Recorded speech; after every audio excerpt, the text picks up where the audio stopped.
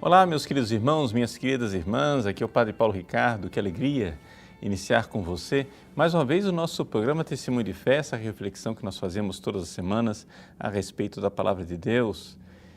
Neste quinto domingo da Quaresma, a Igreja proclama o Evangelho de São João, capítulo 12, versículos de 20 a 33. Trata-se de uma passagem do Evangelho de São João bastante peculiar. Nós estamos aí nos aproximando da Semana Santa, o quinto domingo da Quaresma, no calendário litúrgico antigo, antes da reforma do concílio, dava início a um tempo especial chamado Tempo da Paixão.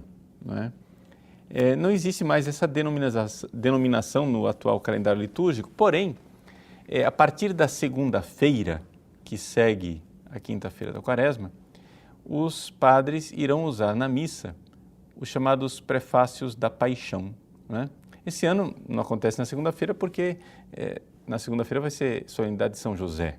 Mas só para entender que daqui para frente nós vamos contemplar de forma cada vez mais clara a paixão de Nosso Senhor Jesus Cristo. Acontece o seguinte, que quando a gente lê a paixão de Jesus conforme os evangelhos sinóticos, aqueles 3 evangelhos, que são mais parecidos, Mateus, Marcos e Lucas, lá se encontra o relato da agonia de Nosso Senhor Jesus Cristo no Horto das Oliveiras. Esse relato da agonia, ele não existe no Evangelho de São João. O Evangelho de São João coloca algo desta realidade da agonia exatamente nesta passagem do Evangelho que nós proclamamos nesse domingo, onde Jesus diz assim, que agora sinto-me angustiado. E o que direi? Pai, livra-me desta hora? Mas foi precisamente para esta hora que eu vim. Pai, glorifica o teu nome. Então, vejam que é neste contexto exatamente dessa perturbação interior de Jesus, nesta agitação diante da morte, que nós nos encontramos aqui. Esse movimento interior de Jesus, ele é transmitido também pela segunda leitura da carta aos Hebreus. Cristo, nos dias de sua vida terrestre, dirigiu preces e súplicas com forte clamor e lágrimas àquele que era capaz de salvá-lo da morte. Ora, quando foi que Jesus fez isso? Foi no Horto das Oliveiras que nós temos notícia, e aqui, nesta passagem do Evangelho de São João, que precede o momento do Horto das Oliveiras, nós já vemos esta perturbação interior de Jesus. Vamos então aqui entender o que é que realmente está acontecendo com Jesus. Por que é que Jesus ficou perturbado diante desta realidade da morte? Por que é que ele ficou, para usar a linguagem de São Marcos, no capítulo 16, ele ficou triste e angustiado. Por que é que Jesus começou a sentir medo e pavor? Vejam, aqui, antes de entrar na psicologia de Jesus, eu gostaria de explorar um pouco mais o contexto desse Evangelho. O Evangelho começa falando dos gregos que queriam ver Jesus. E eles vão lá para Filipe e André, vão para Filipe depois chama André e levam os gregos para verem Jesus. E como é que Jesus, então, se manifesta para esses gregos que queriam ver Jesus? Quem é esse Jesus que ele se apresenta? Jesus poderia muito bem se apresentar como sendo o Messias esperado, não é? Porque, afinal das contas, era isso que todo mundo já estava mais ou menos entendendo, que ele era o Messias. Esses gregos, eles eram não simplesmente gentios, provavelmente eles eram prosélitos, ou seja, pessoas que não pertenciam à raça judaica, mas que, de alguma forma, observavam a lei revelada no Antigo Testamento. É a única possibilidade de a explicação, porque está dito ali que eles subiram para Jerusalém para adorar durante a festa. Então, esses gregos aí poderiam encontrar Jesus como o Messias. Eles poderiam até dar um passo a mais, né? Como fez São Pedro no Evangelho de São Mateus, capítulo 16, quando Jesus perguntou: "E vós, quem dizeis que eu sou?" Jesus respondeu: Pedro respondeu: "Tu és o Messias, o Filho de Deus vivo." Mas, quando eles dizem: "Nós queremos ver Jesus", Jesus não se apresenta como Messias. Jesus se apresenta como vítima. E é essa uma das realidades que hoje em dia nós temos dificuldade de enxergar. Ou seja, se nós formos ver a humanidade, né, os simpatizantes da religião cristã, como esses prosélitos gregos aqui no início do Evangelho, eles conseguem até admirar Jesus. Eles conseguem ir até um certo ponto. Eles veem em Jesus um grande mestre. Eles veem em Jesus uma pessoa que vem do céu, né? Quem sabe até um avatar, uma pessoa iluminada, um sábio, um espírito guia, sei lá. Mas ninguém enxerga Jesus como ele está querendo se manifestar. Ele se manifesta como vítima na cruz. É a última frase, né, do nosso Evangelho, quando ele diz assim: "Quando eu for elevado da terra, atrairei todos a mim." Ou seja, é na cruz. É na cruz que Jesus vai atrair. Queremos ver Jesus e ele vai se manifestar na sua glória. E a glória de Cristo, não é? Esse resplendor de Cristo, essa luminosidade que brota do Cristo, vem da cruz. Uma realidade que por si mesmo pode parecer bastante tenebrosa. Os gregos chegam e dizem: "Queremos ver Jesus."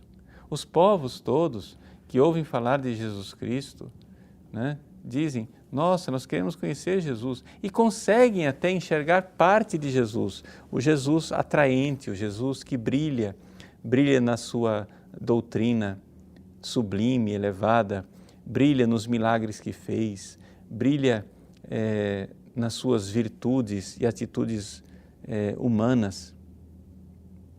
Mas os admiradores de Jesus param por aí. Os verdadeiros servos de Cristo, aqueles que verdadeiramente têm fé e amam Jesus, precisam dar um passo a mais. Precisam compreender que Jesus se manifesta na sua glória, neste momento que humanamente é o mais tenebroso. Jesus é o tesouro escondido. Ele se esconde na cruz. E quando ele é levado na cruz, esconde todo o seu fulgor, toda a sua glória para os olhos humanos, é ali que ele verdadeiramente se manifesta para aqueles que têm fé. Então, nesse tempo agora que nós vamos iniciar, que é o tempo da paixão, nós temos que entender isto. Se nós queremos conhecer Jesus, nós precisamos nos aproximar de Jesus como vítima de amor. Querer conhecê-lo e deixar a cruz de lado, entre parênteses, é algo que realmente não é possível. A Igreja, então, quer nos ensinar pedagogicamente a conhecer este Cristo que nos atrai com a sua glória na cruz. Neste quinto domingo da Quaresma, a liturgia nos aconselha a cobrir todas as imagens com um véu roxo, inclusive cobrir as cruzes. A cruz de Cristo, agora coberta com um véu roxo, no 5º domingo da Quaresma, está nos dizendo, ali existe uma revelação. Revelação quer dizer tirar o véu. Uma revelação, porém, que é estranha. Para os olhos humanos, a coisa está escondida debaixo de um espesso véu. O véu da dor, do fracasso, da angústia. O que é a paixão de Cristo para o olhar humano? A paixão de Cristo para o olhar humano é a derrota total. A paixão de Cristo para o olhar humano é algo impenetrável para nós. Não vemos nada de bom. Diante da cruz de Cristo nós fazemos como narra o profeta Isaías, falando do servo sofredor. Seu aspecto era tão desfigurado, tão terrível, que era de alguém do qual se vira o rosto. Pois bem, esse é o olhar humano. Mas debaixo daquele véu, debaixo daquele véu de torturas, de fracasso, de dor, existe ali uma glória que Jesus quer nos manifestar. E Ele nos explica este segredo com esta singela parábola, quase não é uma parábola, é uma metáfora, uma comparação, dizendo, se o grão de trigo que cai na terra não morre, ele continua só um grão de trigo, mas se morre, então produz muito fruto. Essa comparação, ela traz em si uma realidade profundamente verdadeira, de que existe algo de vivificante na morte, quando esta morte é feita por amor. A humanidade olha para a cruz de Cristo e o que vê é um crime. O justo e o inocente foi condenado à morte criminosamente por juízes iníquos. Mas debaixo deste véu, debaixo da realidade visível do crime, existe ali uma doação de amor, uma entrega total, que só consegue enxergar quem tem fé. Os gregos dizem, queremos ver Jesus. Talvez você diga, eu quero ver Jesus, eu quero experimentar Jesus. E talvez você esteja até fazendo isso. Você está buscando a igreja, você está indo, né, às missas, ou em grupos de oração, ou então em pastorais. Você está indo em grupos de jovens, está buscando Jesus, quer ter aquele conhecimento direto. Queremos ver Jesus. Mas você nunca verá Jesus se você rejeita a cruz. Se você é um desses que vira o rosto diante da cruz, horrorizado. Você precisa penetrar o véu espesso e enxergar aquilo que está por trás do véu da cruz para enxergar ali o amor. Voluntariamente, Jesus se entrega por amor a você. Você diz assim, mas Padre, se é voluntariamente, se Jesus se entrega verdadeiramente por amor, como é possível a gente ver que Jesus, como diz o evangelista São Lucas, lá no Horto das Oliveiras, ele sua sangue? Como é possível a gente aceitar aquela descrição psicologicamente riquíssima, não é? Do Evangelho de São Marcos, que nos fala do Cristo no Horto das Oliveiras, que fica apavorado. Trata-se do capítulo 14 do Evangelho de São Marcos. Ele diz lá no versículo 33, que Jesus levou consigo Pedro, Tiago e João e começou a sentir pavor e angústia. Veja, se Jesus está se doando livremente, por que ele sentiu pavor e angústia? E ele continua, né? Que ali Jesus confessa para esses íntimos, para seus amigos íntimos, Pedro, Tiago e João: sinto uma tristeza mortal, ficai aqui e vigiai. Então, se ele suou sangue, que ele sentiu essa tristeza mortal, né? Essa angústia, esse pavor, como é possível que tudo isso seja um ato livre de amor? Santo Tomás de Aquino nos explica como é que tudo isso aconteceu. O que acontece é o seguinte, que nós temos no nosso mundo interior, nós temos aquilo que é próprio da alma, não é? Que é a faculdade racional e a vontade.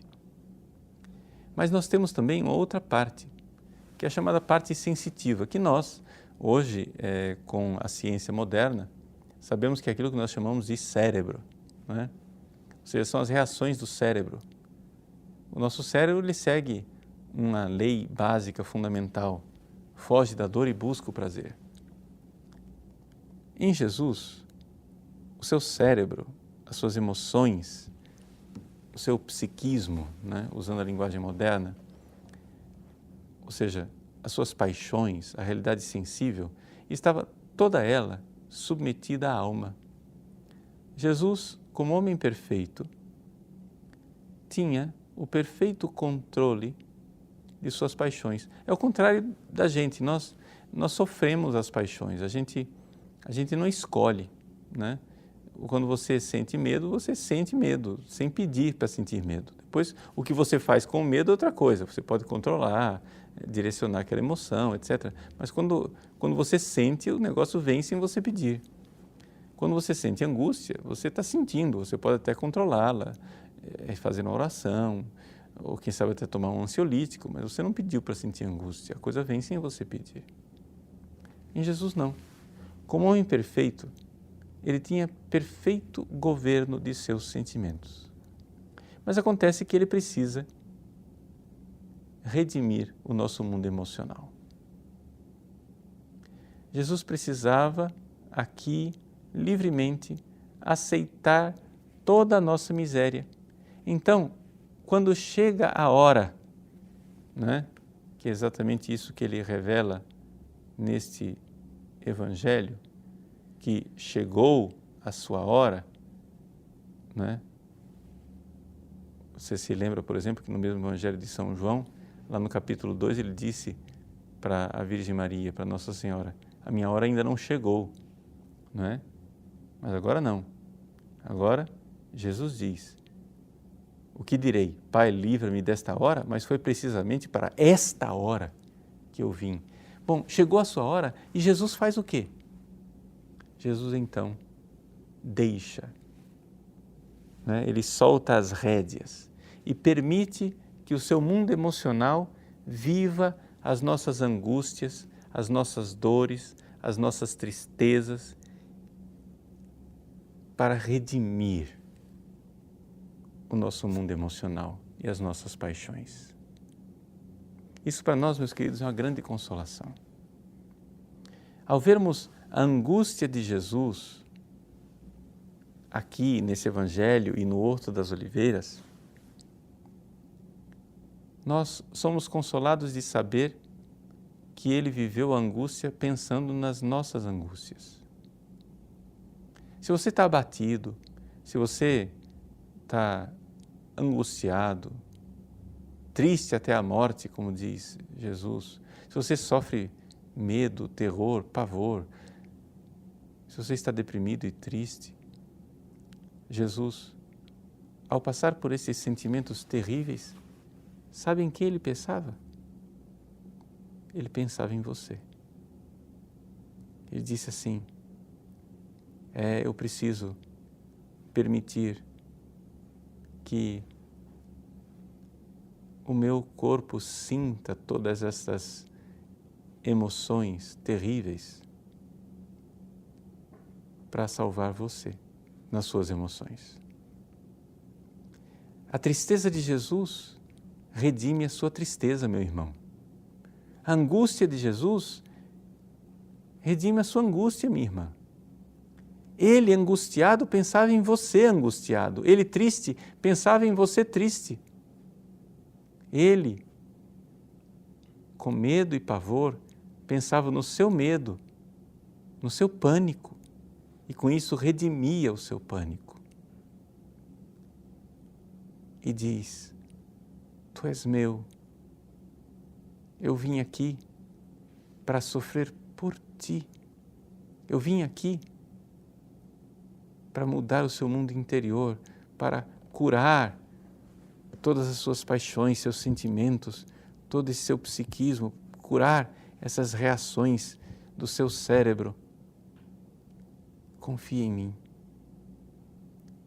Crê em mim. Mas é necessário você fazer este ato de fé.